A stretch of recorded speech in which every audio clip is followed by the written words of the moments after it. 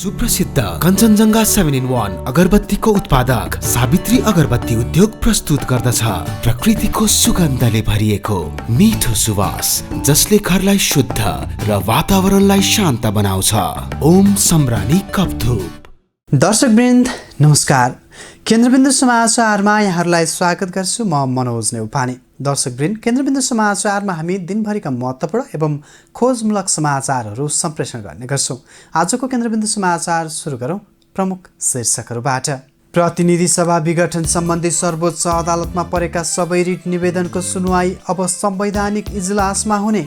सार्वजनिक सरोकार र जरुरी प्रकृतिका रिट दर्ता र सुनवाई जेठ 21 गतेसम्म गर्ने सर्वोच्चको निर्णय। प्रधानमन्त्री र राष्ट्रपतिले अप्रजातान्त्रिक र असंवैधानिक हस्तक्षेप गरेर राजनीतिक सङ्कट पैदा गरेको काङ्ग्रेस सभापति देउवाको आरोप।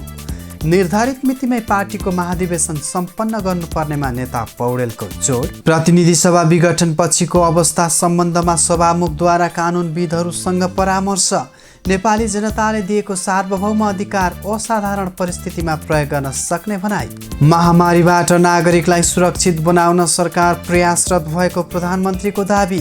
नागरिककै जीवन रक्षाका लागि सस्ता अक्सिजन सिलिन्डर चीनबाट हजारौं तिरेर ल्याइएको भनाई। र काठमाडौँका 3 स्थानमा पुनः बर्ड फ्लू संक्रमण पुष्टि। पंक्षीजन्य उत्पादनको ओसार पसार गर्दा अनिवार्य रूपमा स्वास्थ्य परीक्षणको भेटनरी प्रमाणपत्र लिएर मात्र गर्न पशुपन्छी मन्त्रालयको निर्देशन। जस्तै परिस्थितिमा पनि होन्डा छ सधैँ तपाईसँगै। त्यसैले अब होन्डा हुनेछ तपाईसँग मात्र 1 रुपियाँको डाउन पेमेन्ट वा 1 रुपियाँको इएमआई वा 1% इन्ट्रेस्ट रेटमा। थप जानकारीका लागि यी नम्बरमा कल गर्नुहोस् वा माथि दिएको लिङ्क क्लिक गर्नुहोस्। होन्डा छ सधैँ तपाईसँगै। International School of Tourism and Hotel Management.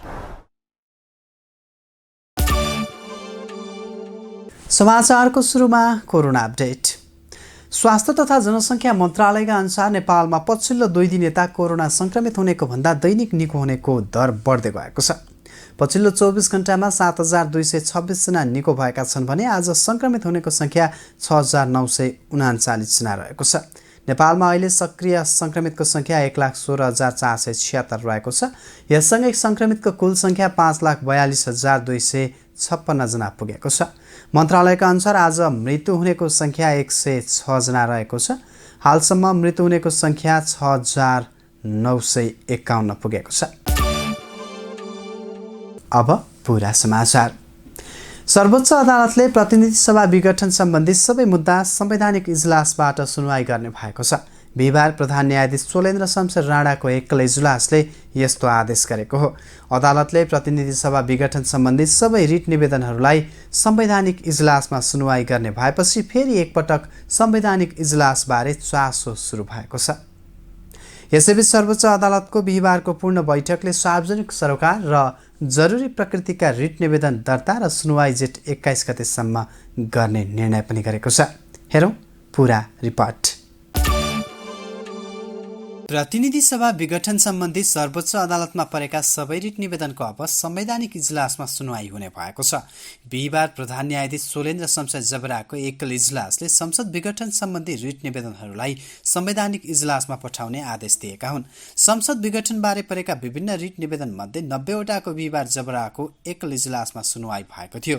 प्रस्तुत रिट निवेदनहरूमा उठाइएका विषय वस्तुसँग सम्बन्धित अन्य रिट निवेदनहरू संवैधानिक इजलासमा पेश भएको र यी रिट निवेदनहरूमा उठान भएको विषय समेत गम्भीर संवैधानिक व्याख्याको विषय भएकाले आवश्यक प्रक्रिया पूरा गरी नेपालको संविधानको धारा 138 को उपधारा 3 बमोजिम प्रस्तुत रिट निवेदनहरू साथै राखी संवैधानिक इजलासमा नियमानुसार पेश गर्नु प्रधान न्यायाधीश जबराको एकल इजलासले दिएको आदेशमा भनिएको छ। सर्वोच्च अदालतमा विपक्षी दलहरूले 146 जना सांसदहरूको हस्ताक्षरसहित संसद पुनर्स्थापना र नेपाली काङ्ग्रेसका सभापति शेरबहादुर देउवालाई प्रधानमन्त्री बनाउन माग गर्दै निवेदन दर्ता गराएका थिए। त्यसबाहेक विभिन्न व्यक्तिले 2 दर्जनभन्दा बढी निवेदनहरू सर्वोच्चमा दर्ता गराएका छन्। प्रतिनिधि सभा विघटन बारेका यी 19 वटा बाहेक अन्य रिटहरू शुक्रबार संवैधानिक इजलासले हेर्ने यसअघि नै निर्णय भएको छ। सर्वोच्च अदालतले प्रतिनिधि सभा विघटन सम्बन्धी सबै रिट निवेदनहरूलाई संवैधानिक इजलासमा सुनवाई गर्ने भएपछि फेरि एकपटक संवैधानिक इजलासबारे चासो सुरु भएको छ। यसअघि गत पौष 5 गते प्रधानमन्त्री केपी ओलीको सिफारिसमा राष्ट्रपतिद्वारा गरिएको प्रतिनिधि सभा विघटनलाई गत फागुन 11 गते संवैधानिक इजलासले नै असंवैधानिक ठहर गरिदिएको थियो। यसैबीच सर्वोच्च अदालतले संवैधानिक व्याख्या, मौलिक हकसँग सम्बन्धित संवेदनशील विषय र सार्वजनिक सरोकारका जरुरी प्रकृतिका रिट निवेदनको दर्ता र सुनवाई जेठ 21 गतेसम्म गर्ने भएको छ। सरकारी वादी हुने थुनुवा मुद्दाको पुनरावेदन फिर्ता, मिलापत्र हुन सक्ने सरकारी वादी फौजदारी मुद्दाको दर्ता र सुनवाई सम्बन्धी काम कारबाही पनि सोही मितिसम्म हुने भएको छ। सर्वोच्च अदालतको बिहिबार बसेको पूर्ण बैठकले मुद्दाको बहस पैरवी गर्न पनि प्रविधिको प्रयोग गरी भर्चुअल माध्यमबाटै गर्दै जाने निर्णय गरेको सर्वोच्चका सहप्रवक्ता देवेन्द्र ढकालले बताए।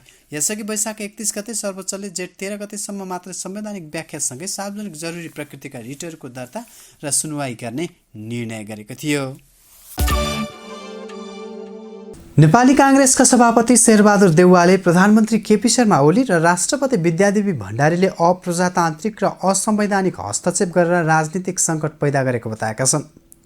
आफूले प्रधानमन्त्रीका लागि बहुमतभन्दा बढी सदस्यको हस्ताक्षर गरेर बुझाएको भए पनि राष्ट्रपतिले प्रमाणित गर्ने प्रयास समेत नगरिकन संसद विघटन गरेको सभापति देउवाको गुनासो छ। यस्तै वरिष्ठ नेता रामचन्द्र पौडेलले संविधानत निर्धारित मितिमै पार्टीको महाधिवेशन सम्पन्न गर्नुपर्नेमा जोड दिएका छन्। उनले हालसम्म टुङ्गो लागेका क्रियाशील सदस्यहरूलाई मात्रै महाधिवेशन प्रतिनिधि बनाएर महाधिवेशन गर्न सकिने विकल्प पनि अघि सारेका छन्। हेरौँ पुरा समाचार। नेपाली कांग्रेसका सभापति शेरबहादुर देउवाले प्रधानमन्त्री केपी शर्मा ओली र राष्ट्रपति विद्यादेवी भण्डारीले अप्रजातान्त्रिक र असंवैधानिक हस्तक्षेप गरेर राजनीतिक सङ्कट पैदा गरेको बताएका छन्। नेपाल प्रेस युनियनको 31औं स्थापना दिवसको अवसरमा जुम मार्फत आयोजित कार्यक्रममा बोल्दै सभापति देउवाले प्रधानमन्त्री र राष्ट्रपतिले अप्रजातान्त्रिक र असंवैधानिक हस्तक्षेप गरेर राजनीतिक सङ्कट पैदा गराएको बताएका हुन्। प्रधानमन्त्री र राष्ट्रपतिको कदमले प्रजातन्त्रमा पनि खतरा आइपुगेको उनले बताए। आफूले प्रधानमन्त्रीको लागि बहुमत भन्दा बढी सदस्यको हस्ताक्षर गरेर बुझाएको भए पनि राष्ट्रपतिले प्रमाणित गर्ने प्रयास समेत नगरी संसद विघटन गरेको सभापति देउवाको आरोप छ। राष्ट्रपतिले प्रधानमन्त्रीले भन्ने बित्तिकै मान्नु नहुने भन्दै उनले राष्ट्रपतिले पनि संविधानको ठाडो उल्लङ्घन गरेको बताए। प्रधानमन्त्री र राष्ट्रपतिका कदम विरुद्ध सर्वोच्च अदालत गएकाले अदालतले न्याय गर्नेमा सभापति देउवाले विश्वास पनि व्यक्त गरेका छन्। यही लगेर हामीले राष्ट्रपति कहाँ गएका थियौँ। हामीले चाहिँ बहुमत भन्दा बढी सदस्यहरूको चाहिँ सही हिसाब सहित हामीले राष्ट्रपतिका हामीले बुझाएका थियौँ। राष्ट्रपतिको काम के थियो भनेदेखिलाई कुनै पनि हालतमा यो हामीले त्यो भेरिफाई गरे हुने थियो। राष्ट्रपतिले जस्तो अरू देशमा कसै इन्डियामै गर्छन्, मान्छे बोलाएर चाहिँ हो कि होइन भनेर पनि उहाँले बोलाउन सक्नुहुन्थ्यो। त्यो नगरिकनै एउटा चाहिँ मध्यरातमा चाहिँ 2 बजी राति के भएको थियो, 2 बजी राति 1 बजी राति चाहिँ के अरे यो विघटन गर्नु उहाँले नहुने कुरा गर्नुभयो। यो राष्ट्रपति जस्तो व्यक्तिले चाहिँ नि एउटा सम्मानजनक पद धारणा गरेको व्यक्तिले चाहिँ नि यसरी प्रधानमन्त्रीले भन्दैमा मान्ने काम थिएन यो। किनभने यो संविधानको ठाडो उल्लङ्घन त प्रधानमन्त्रीले गरेको राष्ट्रपतिले पनि गरेको देखिन्छ। यसमा चाहिँ कोभिड-19 को संक्रमणले भयानक अवस्था सिर्जना गरेको भन्दै देउवाले सडक आन्दोलनमा जान नहुने बताए। जनतामा गएर झन कोभिड फैलाउने अपराध गर्न नहुने उनले स्पष्ट पारे। मिडियालाई आवाज उठाउन र प्रतिनिधि सभा विघटनको विरुद्धमा जनमत सिर्जना गर्न पनि देउवाको आग्रह छ। संविधानलाई खत्तम पार्ने षड्यन्त्र भइरहेको भन्दै उनले त्यस्तो षड्यन्त्रलाई अदालतले परास्त गर्नेमा विश्वास पनि व्यक्त गरेका छन्। मिडिया जगतले नै जनमत सिर्जना गर्ने काम गर्नु पर्यो। किनभनेदेखिलाई हामीले चाहिँ अहिले जनतामा गएर जनतालाई गरेर यो कोभिडको बेलामा झन् कोभिड फैलाउने काम हामी त्यो अपराध गर्नु हुँदैन। त्यस कारण चाहिँ हामी त्यो गर्नु खोजेँ। अब केही साथीहरू जाउँ आन्दोलन गरौँ भन्दैछन्, मैले रोकिराखेको छु। किनभने यो काम गर्नु हुँदैन हामीले। सभापति देउवाले आफूले पार्टीको अधिवेशन गराइएन भन्ने कलङ्क आफ्नो टाउकोमा राख्न नचाहने पनि बताए। पार्टीको आगामी अधिवेशन सम्पन्न गर्नका लागि आफू तयार रहेको उनले स्पष्ट पारेका छन्। त्यसै गरी नेपाली काङ्ग्रेसका वरिष्ठ नेता रामचन्द्र पौडेलले लोकतन्त्र र राष्ट्र बचाउनु पर्ने सवाल अहिलेको प्रमुख सवाल रहेको भन्दै राष्ट्र बनाउने मुख्य शक्ति नेपाली काङ्ग्रेस भएको बताएका छन्। उनले नेपाली काङ्ग्रेस सक्षम र एकताबद्ध हुन सकेन भने लोकतन्त्र र राष्ट्रको रक्षा गर्न नसकिनेमा पनि जोड दिएका छन्। एउटा कुरो त जे जति उपलब्ध सदस्य क्रियाशील सदस्य टुङ्गो लागेको छ तिनीहरूबाटै वडा गाउँपालिका अनि त्यसपछि चाहिँ क्षेत्रीय उसबाट महाधिवेशन प्रतिनिधि बनाएर तिनीहरूबाट हामीले चाहिँ नि महाधिवेशन सम्पन्न गर्ने एउटा चाहिँ नि त्यो प्रक्रिया छ। एउटा त के छ भन्दाखेरिमा चाहिँ यो सबै प्रक्रिया पुरा गरेर सम्पूर्ण क्रियाशील सदस्य सबैतिरबाट बनाएर यसलाई चाहिँ नि कम्प्लिट पद्धतिबाट 14औं महाधिवेशन सम्पन्न गर्नलाई चाहिँ अझै भइएको छैन भनेर चाहिँ भन्ने हो भने किनभने हामीले चुनाव त गर्नै पर्छ, केन्द्रीय समितिको चुनाव गर्नै पर्छ।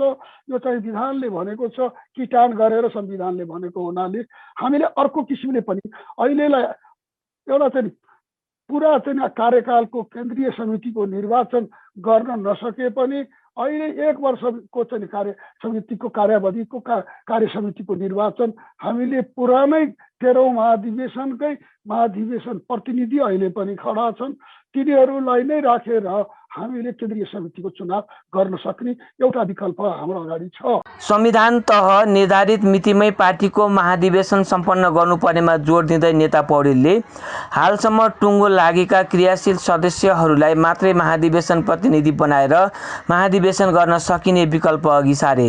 त्यस्तै 13औं महाधिवेशनकै प्रतिनिधिबाट भए पनि महाधिवेशन गर्नुपर्ने उनले बताएका छन्। 1 वर्षीय कार्यकालका लागि भए पनि महाधिवेशन गर्नुपर्ने नेता पौडेलले बताए। प्रतिनिधि सभा विघटनपछि सघन छलफल थालेका सभामुख अग्निप्रसाद सापकोटाले संविधान र संसदको रक्षाका लागि आफू जस्तोसुकै जोखिम उठाउन तयार रहेको बताएका छन्। कानुनविदहरूसँगको छलफलपछि उनले संवैधानिक रूपमा जस्तोसुकै कदम चाल्न तयार रहेको बताएका हुन्। संसदलाई प्रभावकारी रूपमा सञ्चालन गरिरहेका बेला एकाएक घटेको विघटनको घटनाले धेरै कुरामा असर पारेको भन्दै सभामुखले जनताले दिएको सार्वभौम अधिकार जुनसुकै बेला प्रयोग गर्न सक्ने बताएका हुन्। हेरौँ यो रिपोर्ट। प्रतिनिधि सभाका सभामुख अग्निप्रसाद सापकोटाले प्रतिनिधि सभा विघटन पछिको अवस्थाको सम्बन्धमा कानुनविदहरूसँग छलफल गरेका छन्। सभामुख सापकोटाले बिहिबार सङ्घीय सांसद भवन नयाँ बानेश्वर स्थित लोत्से हलमा प्रतिनिधि सभा विघटन पछिको अवस्था र सभामुखको भूमिकाको सम्बन्धमा कानुनविद तथा न्यायिक क्षेत्रका विज्ञहरूसँग छलफल गरेका हुन्। छलफलका क्रममा कानुनविदहरूले प्रतिनिधि सभा विघटनको सम्बन्धमा आफ्नो धारणा राख्दै सभामुखलाई संविधान अनुरूप कदम चाल्न सुझाव दिएका छन्। संविधानविद चन्द्रकान्त गेवालीले सरकार संसदप्रति उत्तरदायी हुनुपर्ने भए पनि संसदप्रति उत्तरदायी नभएको बताए। संसद विघटन गर्नु पूर्व सभामुखसँग परामर्श लिनुपर्ने संवैधानिक दायित्व भए पनि प्रधानमन्त्रीले संवैधानिक दायित्व पुरा नगरेको उनले बताए।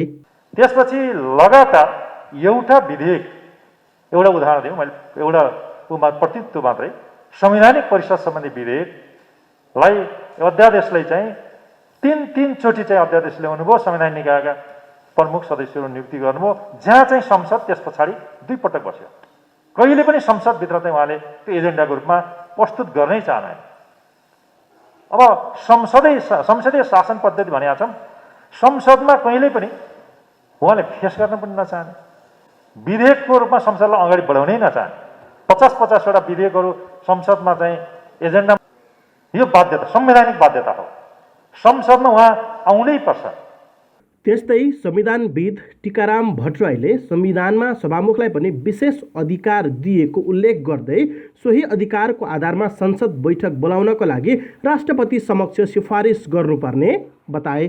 यसअघि नै सर्वोच्च अदालतले कोही व्यक्तिको लहर र सनकको भरमा प्रतिनिधि सभा विघटन गर्न नसकिने फैसला गरिसकेकाले सर्वोच्चको सोही आदेश अनुसार पनि प्रतिनिधि सभा विघटन हुन नसक्ने उनले बताए।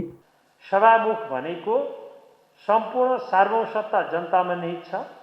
आवधिक निर्वाचन मार्फत पोलिटिकल कन्स्टिट्युसनलिजमको अवधारणाका आधारमा त्यो संसदले प्रयोग गर्छ 5 वर्षको लागि। त्यो संसदको पनि प्रमुख हुनुको नाताले अहिले सभामुखलाई नेपालको सार्वभौम सत्ता सम्पन्न संसदको अधिकार संविधानभित्र रहेर प्रयोग गर्ने त्यो अथोरिटी तपाईँमा छ। संविधानविद भीमार्जुन आचार्यले प्रतिनिधि सभा विघटन हुनुमा स्वयं प्रतिनिधि सभा र राजनीतिक दलहरू जिम्मेवार रहेको बताए। यसअघि नै प्रतिनिधि सभा विघटन पश्चात पुनर्स्थापना भएपछि संसद र राजनीतिक दलहरूको भूमिका प्रभावकारी नभएको उनको भनाइ छ। प्रतिनिधि सभा विघटन गर्दा संसद र प्रतिपक्ष मूक दर्शक बनी जाल झेल र षड्यन्त्रलाई रोक्न नसकेको आचार्यको भनाइ छ। गएका दिनमा यो केवल आजको दिन आउनुमा प्रधानमन्त्री र राष्ट्रपति मात्रै नभएर यो संसद पनि जिम्मेवार छ भन्ने चाहिँ मलाई लाग्छ। सभामुखले यसलाई नोटिसमा लिनुपर्छ र केही नैतिक एउटा जिम्मेवारी सभामुखको पनि हुन्छ। त्यस्तै पूर्व महान्यायाधिवक्ता रबर्ट श्रेष्ठले प्रधानमन्त्री ओलीले राष्ट्रपति, संसद, न्यायपालिकाको अधिकार पनि प्रयोग आफैले गर्न खोजेको बताए। प्रधानमन्त्रीले कानुन पनि आफैले बनाएर राज्य सञ्चालन गरेको उनको प्रतिक्रिया छ। सांसद जीवित छ भन्ने कुरा देखाउन सभामुखले आफ्नो सक्रियतालाई बढाउनु पर्नेमा उनको जोड छ। त्यस्तै नेपाल बार एसोसिएसनका पूर्व अध्यक्ष प्रेम बहादुर खड्काले प्रधानमन्त्री केपी शर्मा ओलीले कोभिड-19 को महामारीको बेलामा चुनाव गर्ने भनेकाले उनलाई दुरुत्साहनको मुद्दा चलाउनु पर्ने धारणा राखेका छन्। प्रधानमन्त्री ओलीलाई संविधानको धारा 76(3) बमोजिम नियुक्त गर्नु गलत भएको र ओली त्यसैका लागि योग्य मान्छे नभएको उनको टिप्पणी छ। उता राष्ट्रिय सभाका सदस्य राधेश्याम अधिकारीले बहुमत सांसदले प्रतिनिधि सभा हामी चलाउन चाहन्छौँ भने हस्ताक्षर नै गरिसकेपछि विघटन गर्न नपाइने तर्क अघि सारेका छन् भने राष्ट्रिय सभा सदस्य रामनारायण बिडारीले संविधानको धारा 76 प्रधानमन्त्री र राष्ट्रपतिको बीचमा हुने काम कारबाही नभएको प्रश्न पारे।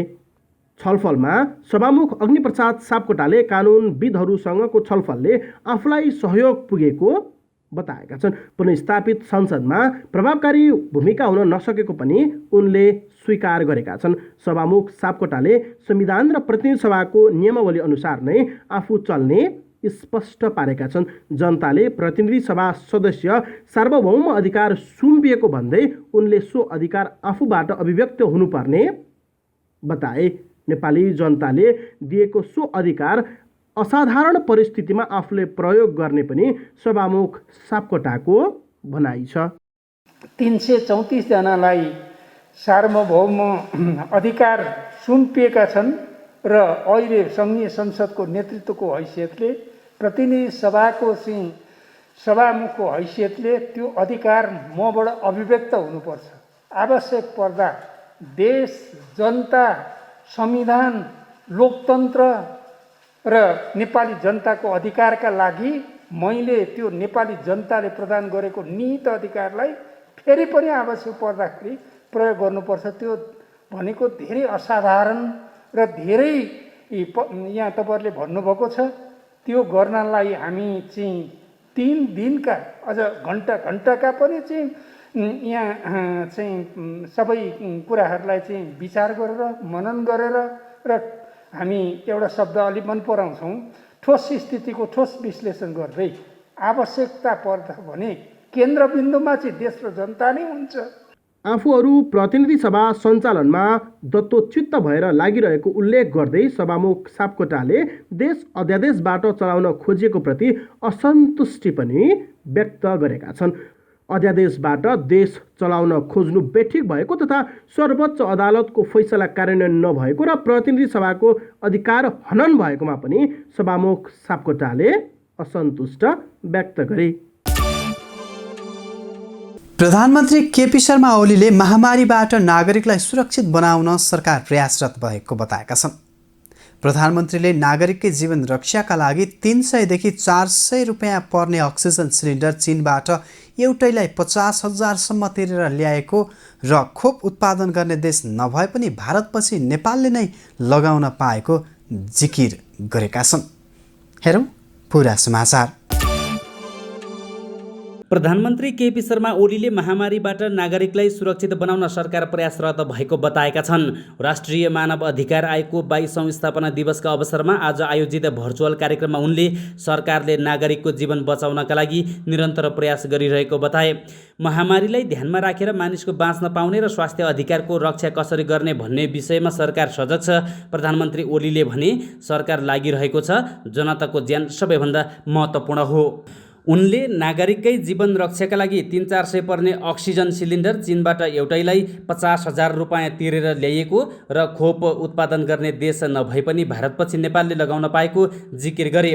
प्रधानमन्त्री ओलीले कसैको पनि मानव अधिकारको हनन हुन नपाओस् भनेर स्थापना कालदेखि नै मानव अधिकार आयोगलाई स्वतन्त्र र स्वायत्त ढङ्गले काम गर्न दिनका लागि सरकार सदा सजग रहेको बताउँदै आयोगको ऐन संशोधनलाई प्राथमिकतामा राखिएको जानकारी पनि दिए। आयोगले सरकारलाई गरेको सिफारिसप्रति ध्यान दिएको जनाउँदै उनले सरकारले आफ्ना प्रतिबद्धता कार्यान्वयन गर्दै आएको र दिगो विकासका लक्ष्यको घरेलुकरणका साथै कार्यान्वयनमा जोड दिएको स्पष्ट पारे। प्रधानमन्त्री ओलीले हिंसा अन्त्य गरी मानव अधिकारमा सुधार गर्नका लागि सङ्गठित समूहबाट हुने मानव अधिकार उल्लङ्घनका घटना नियन्त्रणका लागि सरकारले ध्यान दिएको जनाउँदै सामाजिक न्याय र सम्मानपूर्वक बाँच्न पाउने सुरक्षा प्रत्याभूतिमा सरकारले काम गरिरहेको बताए। सो अवसरमा आयोगका अध्यक्ष तपबहादुर मगरले मानव अधिकारको रक्षाका लागि आयोगले सरकारले गरेका सिफारिसको प्रभावकारी ढङ्गले कार्यान्वयन गर्नुपर्नेमा जोड दिएका थिए। यसैबीच सरकारले कोभिड-19 का कारण गम्भीर बिरामी परेका र बालबालिकाहरूको उपचारका लागि पिडियाट्रिक आइसियु र आइसियु भेन्टिलेटरको थप व्यवस्था गर्न अर्थ मन्त्रालयले 41वटा अस्पताललाई 1 अर्ब 41 करोड रुपियाँ सुनिश्चित गरेको छ। कोरोना सङ्क्रमितको सङ्ख्या बढ्दै जाँदा सरकारले अस्पतालहरूको सहजताका लागि आवश्यकता अनुसार सुविधा थप गर्दै गएको छ। कोरोना महामारीकै बेला नेपालमा पुनः बर्ड फ्लू सङ्क्रमण पुष्टि भएको छ। काठमाडौँका 3 स्थानमा पुनः बर्ड फ्लू सङ्क्रमण पुष्टि भएको पशु सेवा विभागले जनाएको छ। कीर्तिपुर नगरपालिकाको वडा नम्बर 4 र 9 तथा चन्द्रागिरी नगरपालिका 2 मा सङ्क्रमण पुष्टि भएको हो। पशुपन्छी मन्त्रालयले पंक्षी तथा पंक्षीजन्य उत्पादनको ओसार पसार गर्दा अनिवार्य रूपमा स्वास्थ्य परीक्षण गरी भेटनरी प्रमाणपत्र लिएर मात्र गर्न पनि आग्रह गरेको छ। हेरौँ यो रिपोर्ट। काठमाडौँका 3 स्थानमा पुनः बर्ड फ्लू सङ्क्रमण पुष्टि भएको छ। पशु सेवा विभागका अनुसार कीर्तिपुर नगरपालिकाका वडा नम्बर 4 र 9 तथा चन्द्रगिरी नगरपालिका 2 मा सङ्क्रमण पुष्टि भएको हो। उक्त स्थानमा कृषकले पालेका टर्कीको नमुना केन्द्रीय पशुपन्छी रोग अन्वेषण प्रयोगशाला त्रिपुरेश्वरमा रियल टाइम PCR विधिबाट परीक्षण गर्दा जेठ 10 गते पुष्टि भएको विभागका सूचना अधिकारी डाक्टर चन्द्र ढकालले जानकारी दिए। उनका अनुसार उक्त स्थानमा सङ्क्रमण फैलिन नदिन तथा तत्काल नियन्त्रणमा लिन विभागले सङ्घ, प्रदेश र स्थानीय तहका पशु सेवासँग सम्बन्धित निकायलाई परिचालन गरी रोग देखिएका क्षेत्रमा रहेका घरपालुवा पन्छी तथा रोग सार्न सक्ने अन्य वस्तु समेत बुधबार नै नष्ट गरेको छ। उक्त क्षेत्रमा 535 टर्की, 492 स्थानीय कुखुरा, 76 बटाई, 20वटा हाँस, 178 अन्डा र 900 किलो दाना नष्ट गरिएको थियो।